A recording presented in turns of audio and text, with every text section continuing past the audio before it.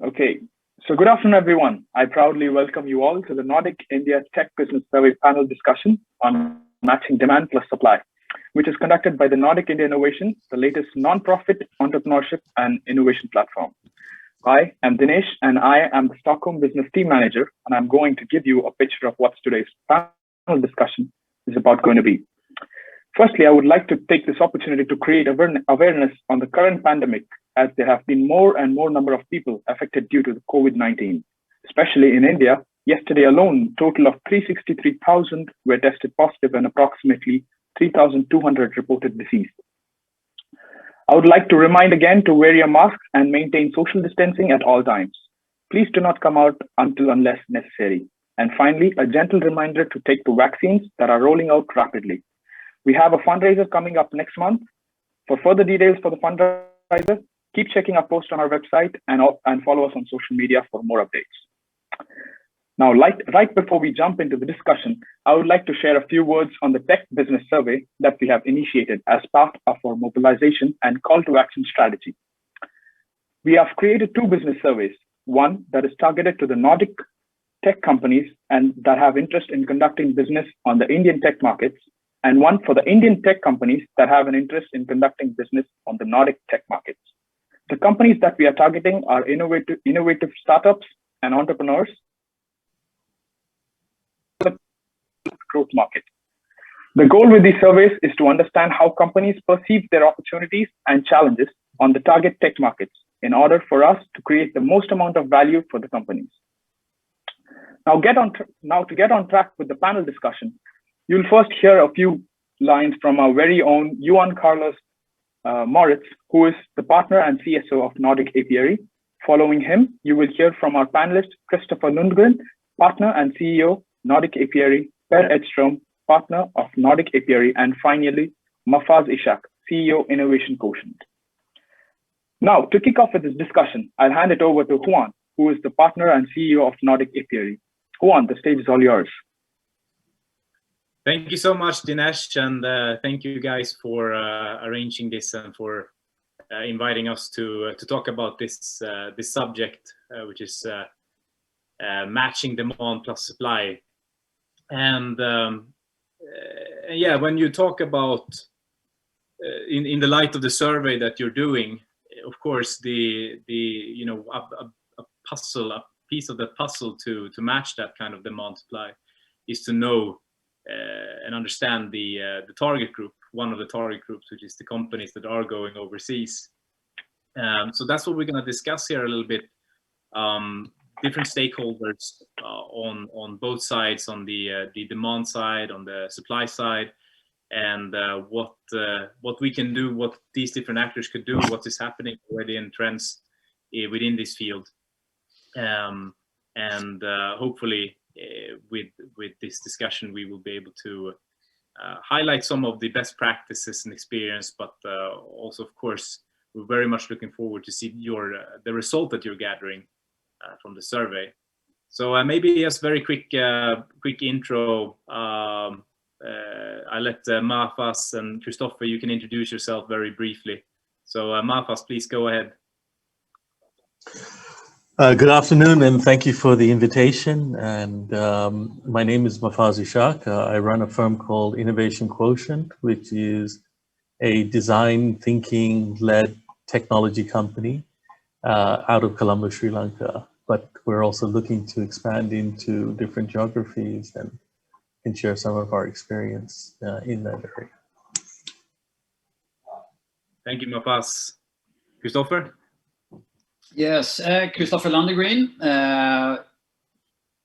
I've been in the IT industry for almost more than 2 decades, working in all aspects of like outsourcing, services, and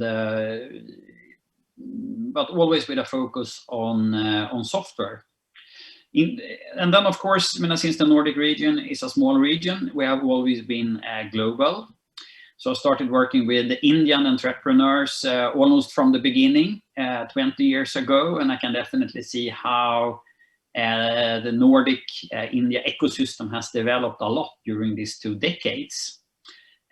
First, maybe starting in a very small way with some of the really big Swedish global firms outsourcing small pieces to India. And then kind of from that starting point, the initiative working to the big Indian firms actually approaching and settle down here in the Nordics.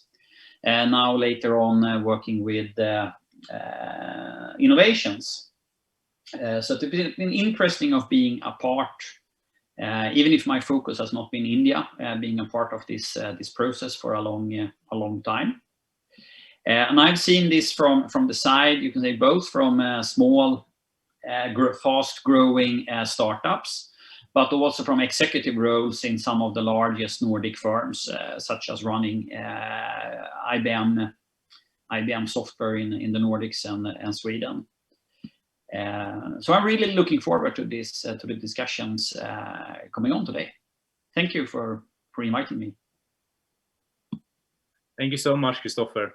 And Patty Edström couldn't join us, sadly, so we have more than enough experience in Mafaz and Christopher combined, I think. So yeah, let's get to the discussion here. Demand plus supply. It's kind of like a chicken and the egg issue here, right? Knowing the demand and having the supply. I mean, there's different point of views here. It's the point of view of an investor. It's the point of view of the enterprise companies that would be probably the end customer most of the time for a B2B Nordic tech scale up. And then of course we have the tech scale ups. We have the companies, the entrepreneurs that are seeking to go out into new markets. So if I ask like a general question, to both of you, and you can answer it in whatever way you see fit. So when you think about demand and supply between companies and the foreign markets that they're looking to scale to, what comes to your mind? What are some fundamentals here that comes to your mind? Let's start with you, Mafaz. For me, it's companies looking to scale overseas must have a good cross-border strategy. Expansion today is not necessarily physical, and companies need to factor new possibilities offered via technology, e-commerce, advancements, logistics, and even offered through data integration and supply planning. Traditionally, many companies have stayed focused in their domestic markets and have refrained from competing globally, but they know that domestic markets better and understand, but they need to make moves or fundamental changes in the way they need to be able to compete globally. And today, competition is global, if you like it or not, especially for talent or for in services businesses. It's do you want me to expand further, or is no, sure, that's great. Christopher, do you want to follow up on that? Yeah, I agree with Mafaz. But since mainly if you're talking about what is the big market, about Nordic companies going abroad or going to other markets, is very often, if it's not on the consumer side, but looking on the B2B side, it's always the big enterprises that are the dream customers. And basically, when you're going abroad, there is also a complexity and some barriers to overcome when you are a very small player meeting this big global vendor, as many of the big, for example, Indian companies are. They are large companies. This is actually a problem or a challenge already here at home, because you can go to all these IT conferences, and on all these conferences and in all the media, you can hear the CEOs from the largest corporates screaming for innovation. They are talking very warmly about the importance for them as being the giant in their vertical or in their industry, to cooperate with small companies, to encourage them and to stimulate innovation. They always say that they have a responsibility in this, and actually they contribute a lot, for example, to the Nordic ecosystem by actually just pouring cash into the system, sometimes through their venture capital companies, and sometimes just by giving grants. So that everything of that sounds very positive. But then in the reality, when this startup is approaching this big global vendor, they get stuck in all the big barriers big companies has, because they have a purchasing process. And to be able to put in a bid or participate in a tender to this company, you need to be established in at least 10 countries. You need to have $1 billion in revenue. And already there, they can't just get approved by the purchasing department. And even if they get into the purchasing department, it takes them 40 meetings, 2 hours each, to drive the sales process, and they can't afford that. That is that would take all the time for the full management team at this small innovative company. So that is a barrier that we are facing already here in our home market, and it doesn't get easier when you come to a new market. So you need to know this, and that is also why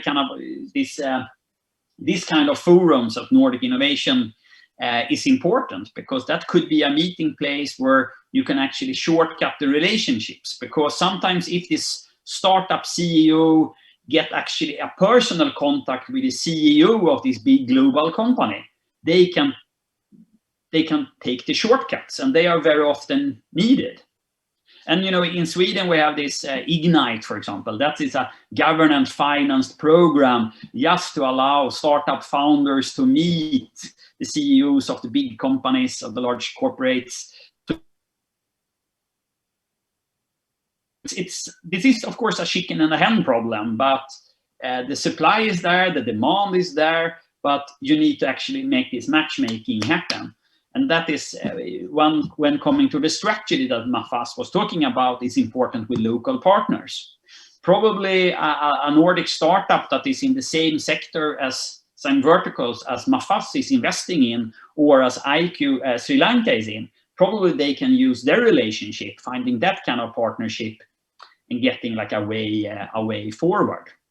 So that's the reason why you need to have a strategy, and you need kind of understand what is the puzzle pieces. Because if you are too naive, you just go there and you get stuck in this process, you either will think it's impossible, or you will kind of drawn during the sales journey.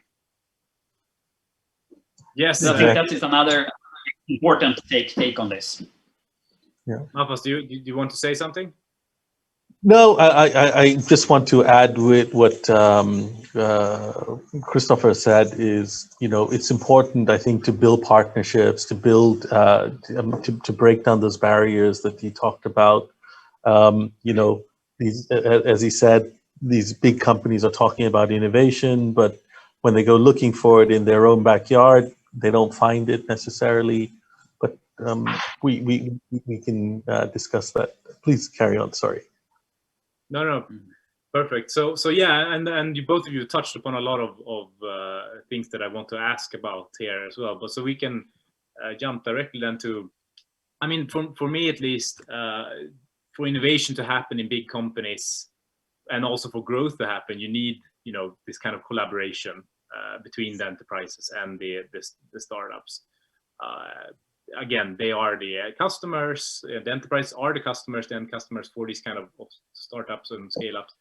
And of course, the startups and scale-up, they need the customer. That's what they're doing. They're trying to solve a solution that maybe even come from their own experience working in a larger setting somehow.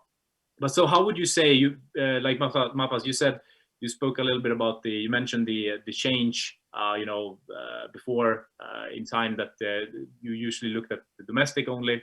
Now it's a global market. And Christopher, you also said, you were also talking about, how larger enterprises are working or have at least some kind of announced policy to work with startups. How has this changed, over the time that you guys have been working? Has it been different? Has it become easier? And what are there any, like you mentioned also with the Ignite, Christopher, are there any good practices here and examples that we can talk about? So yeah, maybe Mafaz, you can begin. Sure. So I think it's imperative for incumbent enterprises to collaborate, mainly to gain agility, in which startups have naturally. They can pivot, they can move to where they see the problem. And in order to deliver, and to be able to scale that up at an enterprise level, or to take it, we have an example of working with a large telco here, where we set up something called ViewTube for them, and it was given that ViewTube would be a content creation tool for this telco, for people to create their own content and put it onto a platform that was enterprise-wide. We didn't have the customer base, so 7 million customers that this telco had, and it was used by them. They bought it and scaled it up. So it was done in a 2-year fashion to bring a new product which they couldn't invent, or they couldn't take, and to scale it up very quickly. This isn't just here. This has been done with the likes of Intel, Siemens, Xerox, General Electric, IBM, even Pfizer. With the Covishield vaccine, COVAX vaccine. They all looking to new and existing elements within their ecosystem to try and scale this up. It's about that speed to market and being able to leverage each other's strengths rather than playing on each other's weaknesses. So, Christopher? Yeah, Christopher, we can maybe jump on to another question here. Is that if we look at this, if you're a startup company and you're or a scale up, and you're looking for another market, where are you going to look? Where are you starting? What's the strategy? What kind of strategy can you have when you start approaching a new market? It's of course looking for the demand, and that's the thing. One way of looking for the demand, of course, is looking where is my big customers. And it's because it's always a good starting point to look, where is my customers? So, for example, if you want to sell something to have a product that is targeting a special industry, a software is targeting a special industry, check the market. For example, if you're looking for the Indian market, if 4 of the largest corporates or enterprises within this vertical is Indian companies, then you have a market in India. And then my recommendation is that how to get that information. Participating in an event like this gives an excellent opportunity, because maybe your knowledge as being raised in Uppsala is limited about India. It's excellent. I guess that you can ask Dinesh, and already there, your knowledge has probably, you get 100 times wiser based on having that discussion with Dinesh. And then you're participating in this event, and then you got some kind of contact with Mafaz. And I'm pretty sure that most people, most global businessmen I have met during all my years is positive to help. To a certain extent, of course, and that's limited to time. But a simple question: are there any big companies within this area? You will get those answers, and suddenly you actually have a very good go-to-market plan. Because to India, that's not a good plan. But if you could take your go-to-market project down to that, this is the 4 identified target customers. If I can sell my solution to one of them, then I'm on. Then I actually have a success. That's enough. So taking down your go-to-market plan to that level where you can see, if my project is to sell my solution to one of these four big enterprises. If I sell to one of them, then I'm live. Then it's a success. Then I am in India. And then it's everything about that. I think that's a very good point. And how to do that, of course, is a little bit harder. In the Nordics, the answer is go to like an event or get a personal contact with the CEO of this big Swedish enterprise like IKEA or ABB or something. But don't really try to sell your product. Sell innovation and the next step for that company, because that CEO, he wakes up every morning afraid that he will be outcompeted tomorrow. So when you approach him as a startup or a growing company, sell it. Hey, I need to tell you about the future. Sell him innovation. Sell him that. And how that works in India, maybe Mafaz could elaborate about that, because Sweden is the Nordics is a very open society. So it's pretty easy actually to get in contact with the CEO of a really big company, as long as that they are Swedes, Danish or Norwegians or Finns. How it works in Denmark, maybe Mafaz could just elaborate. How it works in India, maybe Mafaz could elaborate about very shortly. Yeah. It's much more of a closed market here in terms of access. So it's best to have some kind of a local partner or somewhere of facilitating that meeting, that they know that you're, if as you're coming as a startup, they may not give you access, but if it's coming through, okay, this company here is linked to a local provider who is linked to one of the big players, then it facilitates that journey, and that just makes that transition that much easier. So it's not that it's closed off, but innovation is a global problem now. The big companies in Asia are also very, as you mentioned, the CEOs are waking up afraid that they're going to be put out of business by a competitor, whether it's a bank or a manufacturer. People are looking for new solutions, and we see a lot of innovation in the Nordic countries, and a lot of that is very scalable. For example, look at Klarna.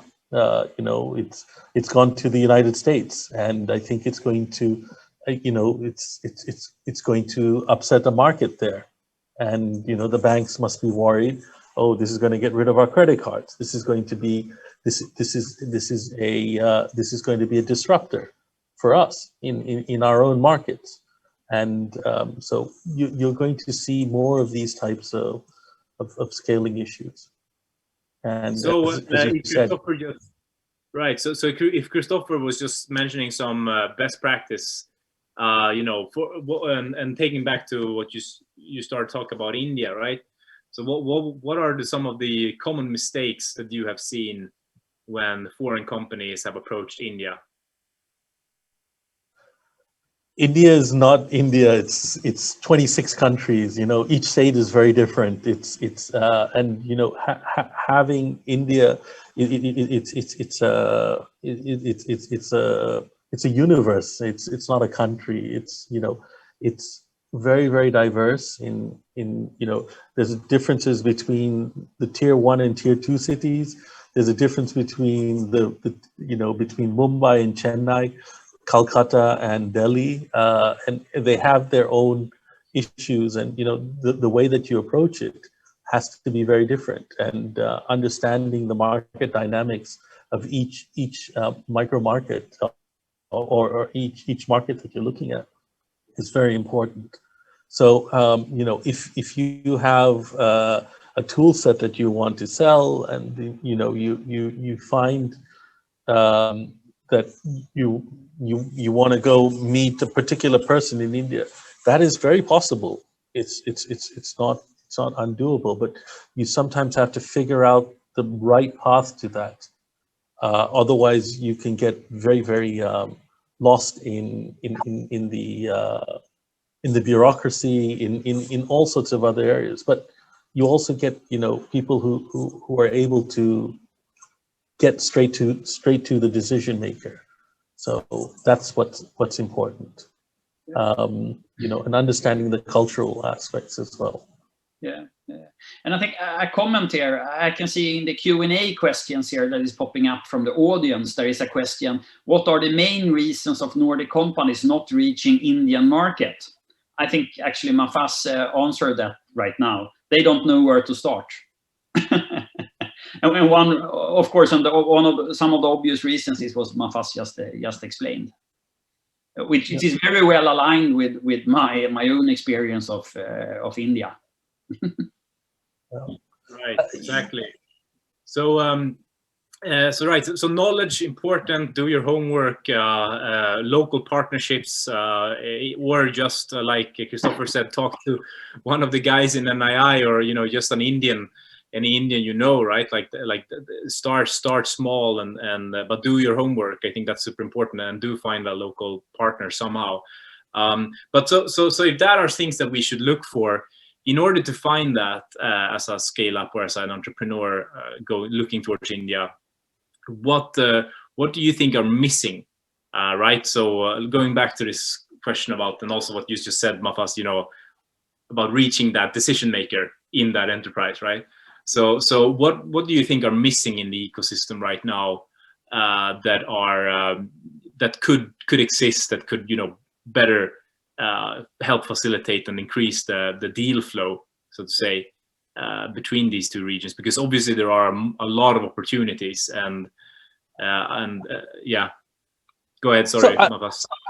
I mean, I think Nordic Apiary, if you set up a directory of services or something that can be marketed to a range of enterprise clients in the Nordics, or set up a database, start building the contacts, act as this conduit between the Nordics and India. I mean, I think events like this are the right approach to do such a thing. But start building up that knowledge base and saying, if you want to meet the CEO of a bicycle manufacturer in India, and you've got a fabulous product that you want to take, then this is who you should go through. And we've started to develop services along these lines.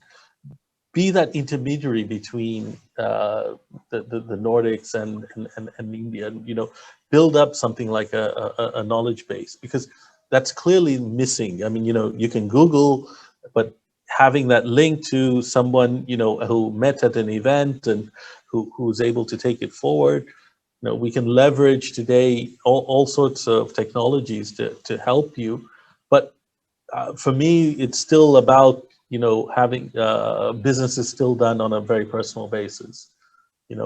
Someone meets somebody, they trust them. Okay, you will deliver the product, or you will deliver the service that I've contracted with you. We'll sign a contract, and let's move on from there. I'm still a big believer in the face-to-face of business.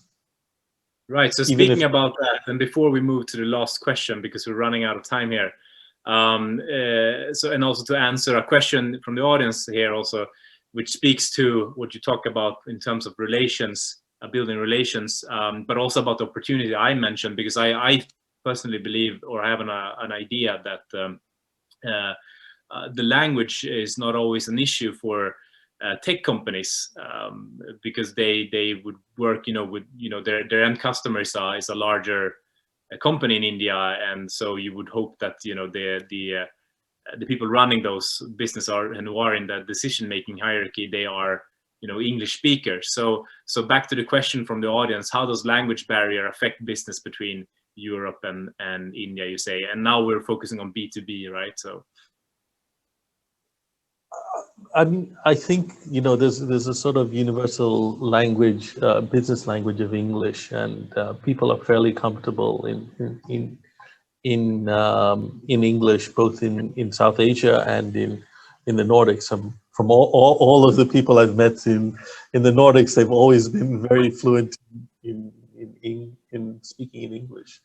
For a Nordic tech company, would you say that That's there all- are no language barrier, or?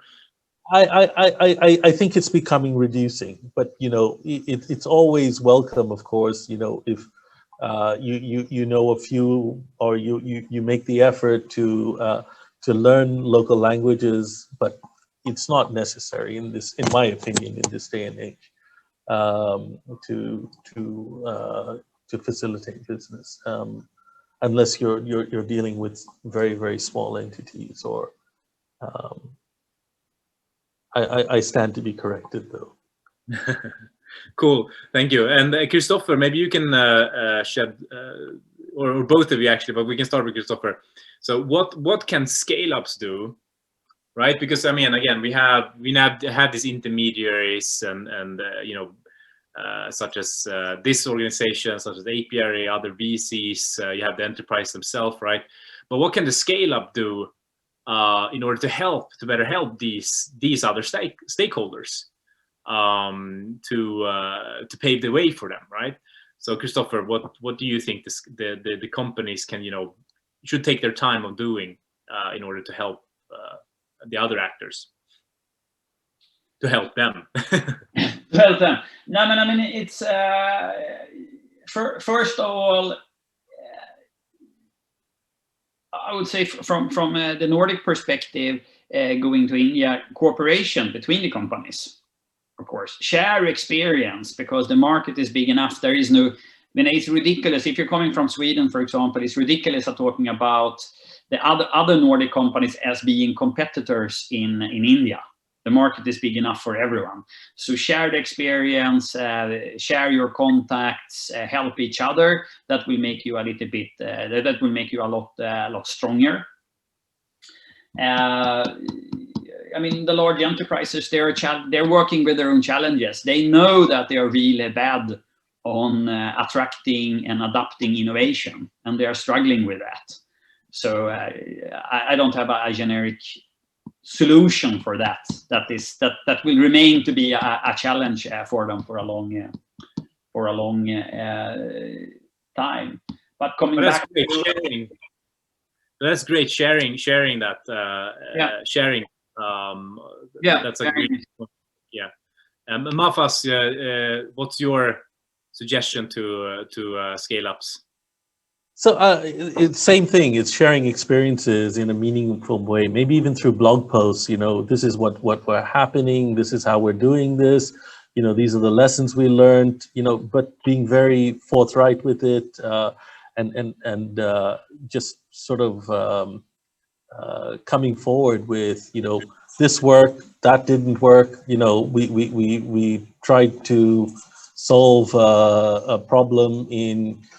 Sometimes when you solve a problem in Chennai, it might not work in Mumbai. It might be the complete wrong approach to something. It's the exact same problem. So these kinds of experiences, come through the life of hard knocks. That's the nature of the beast, right. Unfortunately. And here, I think NII and other actors like NII have a great role to play, because, channeling this kind of information and encouraging the companies and people to share this experience and then channel that experience out to the public. So that's I think, we can all take, or NII can take them with them from what both of you just said. And yeah, so I think we're already over time, 4 minutes. So I guess we could talk for a long time more, and sadly we didn't get to even go through all the questions we prepared or the questions of the audience here. But I think this survey definitely is also going to be something that is kind of like highlighting some things that you guys said here. Mafaz, Christopher, do you have any last words here before I hand over the word back to Dinesh here? No, the opportunities are there. They will grow. So just go for it, but make it take it seriously. So make your preparations, but just go for it. I wholeheartedly agree. Prepare yourself well, do your research, and as Christopher says, just go for it. You'll make mistakes and expect to make mistakes. I guess that's the other learning. All right, awesome. Thank you so much, both of you, for joining this short discussion. And I hope that the audience have learned something here. We will be posting this later as a recording, so more people can see it. Dinesh, thank you so much for inviting us to speak here, and the word is back to you. Yes, thank you very much, Juan, Mahfaz, and Christopher. It was a very challenging and very good discussion going on. Now, I would like to give over the word to UL, who will walk you through the survey part right now. Hey, UL.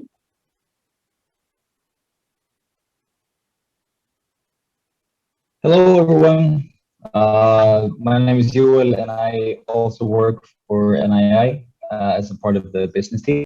And first of all, I'd really for making this happening and sharing your great knowledge with us. I hope that this will inspire startups and young entrepreneurs to further explore the idea of taking their company or scaling their technology internationally.